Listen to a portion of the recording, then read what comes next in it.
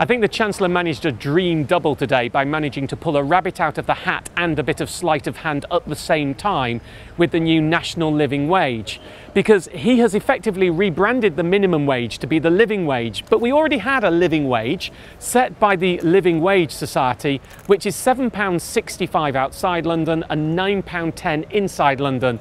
The Chancellor's new living wage is £7.20 from next April, and that's right across the country. So he's nicked the name, but he's done it at a lower level.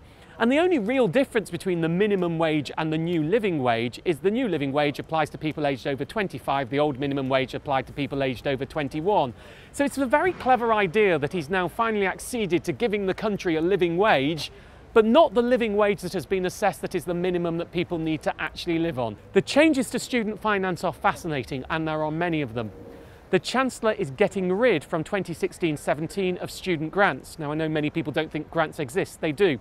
The way the system works at the moment is if you're a student for living, you get a student loan.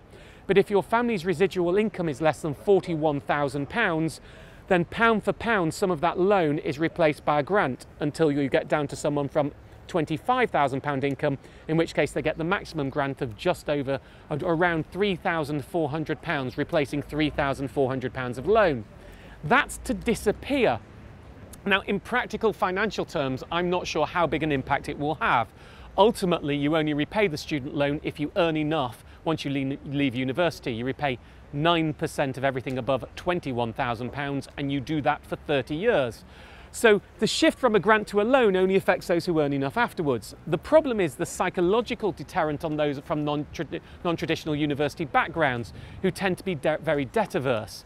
And for me, what we really need to do is get rid of this term, student loan. It is not a loan. It's just as near a tax as it is a loan. Actually, in other countries, they call it a graduate contribution. And if we did that, I think that would get rid of the stigma attached to getting a big loan to go to university, because it isn't. It's effectively increasing your tax. It's much closer to a graduate tax. The other thing that's hidden in there, and I've been campaigning on this one, so I'll see today as a partial victory, is we were meant to see the amount at which you repay student loans increasing with average earnings from 2017 from the £21,000 limit.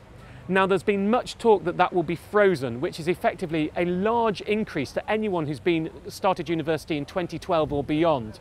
He said today that he will consult on whether to freeze it or not. Now, I've been one of those people. I've actually said I will cause protest in the streets and try and organise it if he does change retrospectively student loan conditions. So I think the fact that we've got a consultation as opposed to doing it directly is a small victory. Obviously, the question is what will happen after the consultation.